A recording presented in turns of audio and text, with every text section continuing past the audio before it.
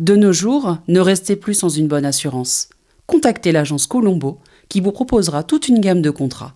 Obsèques, avec ou sans rapatriement, assurance vie, épargne retraite, assurance habitation, garantie décennale et bien d'autres offres à découvrir en appelant le 01 43 14 23 23 ou le 06 90 55 87 89. Martinique Actualité. Comment le secteur du bâtiment peut-il rebondir avec les bailleurs sociaux? Tel est le thème de la conférence organisée par la Chambre de métiers et de l'artisanat de Martinique en partenariat avec Ozanam, la SMHLM, la CIMAR et la caisse BTPR.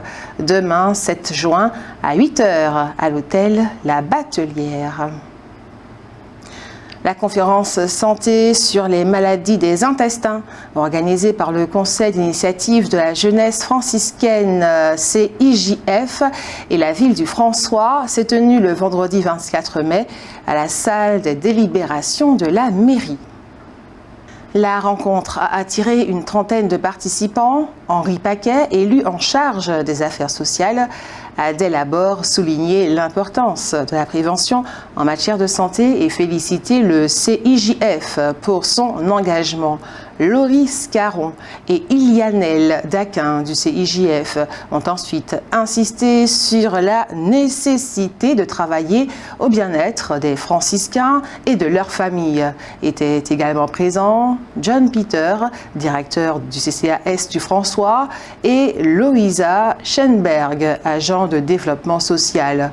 2 médecins animaient la réunion. Le docteur Max Juston, gastro-entérologue et hépatologue, qui préfère parler d'intestins irrités plutôt qu'irritables, a abordé les thèmes des intestins irritables et des troubles intestinaux. Il a expliqué que ces troubles, souvent causés par des substances mal digérées ou des allergies alimentaires, peuvent entraîner des inflammations, d'où l'importance d'une bonne hygiène alimentaire, de repas pris à heures régulières et d'une mastication adéquate pour les prévenir. Le docteur Juston a également évoqué la maladie de Crohn.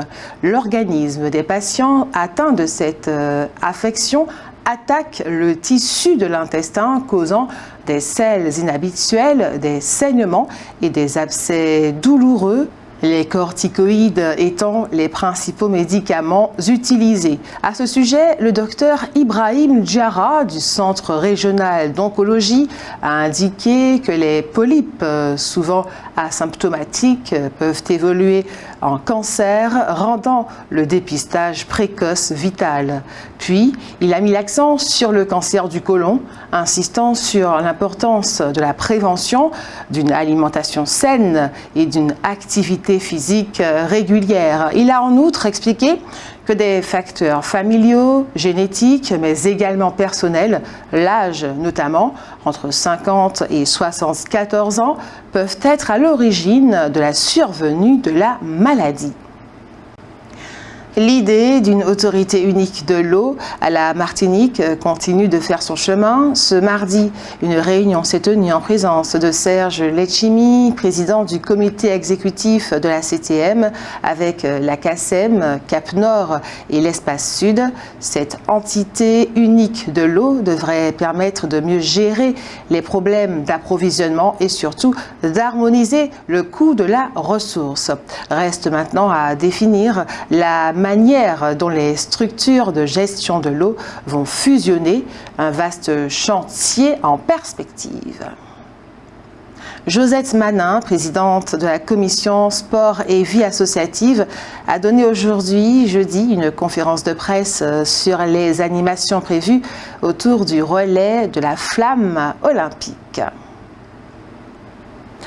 Un couple a tenté de récupérer par la force son enfant de 18 mois qui était hospitalisé à la maison de la mère, de la femme et de l'enfant. Il semble que cet enfant avait ingurgité du cannabis. La police a dû intervenir pour arrêter sa mère et son beau-père et les mettre en garde à vue. La vie de l'enfant n'est pas en danger. Le personnel de l'hôpital a arrêté le travail pendant quelques heures pour protester contre la violence dont plusieurs professionnels ont été victimes à cette occasion. Rappelons que l'homme qu'il y a quelque temps aux urgences de Pierre Zobda Kipman avait exigé en brandissant un revolver que sa compagne soit soignée avant tout le monde, a été condamné à 3 ans de prison ferme. Mardi, le préfet de région a accepté la démission de Ralph Monplaisir. L'ancien maire de Casse-Pilote, pendant 16 ans, se propose de faire une conférence de presse pour expliquer les raisons de sa démission. On notera qu'il reste conseiller municipal. Le championnat national d'improvisation théâtrale, ça vous dit quelque chose? Peut-être pas, mais en tout cas, 8 jeunes collégiens martiniquais n'oublieront jamais leur première participation à cette manifestation. En effet, le lundi 3 juin, l'équipe de Martinique d'improvisation a remporté le prix du Fair Play au concours national d'improvisation théâtrale. La compétition artistique s'est déroulée au théâtre du Palais de Chaillot, au Trocadéro à Paris. La Martinique concourait aux côtés de 14 autres régions de France. Demain, vendredi 7 juin à 17h, le président Henri Salomon et les élus de la Chambre de métiers et de l'artisanat de la Martinique invitent ceux qui le souhaitent à la cérémonie de remise de récompenses, titres et labels de l'artisanat. Cela va se passer à la CTM à Cluny. Cette cérémonie de remise marque un moment important dans la reconnaissance et la valorisation de notre artisanat. Le Conservatoire des Arts et Métiers propose un programme de formation en alternance dans les domaines du social, des ressources humaines, de la gestion, de la comptabilité, du génie civil, de l'agro-industrie, de l'énergie et du développement durable. Une présentation de tous ces programmes aura lieu samedi le 8 juin de 8h à 12h à l'hôtel Batelière. Outremernews.fr, le site de l'actualité Outre-mer, 24h sur 24 et 7 jours sur 7. Retrouvez la chaîne Outremer News sur YouTube.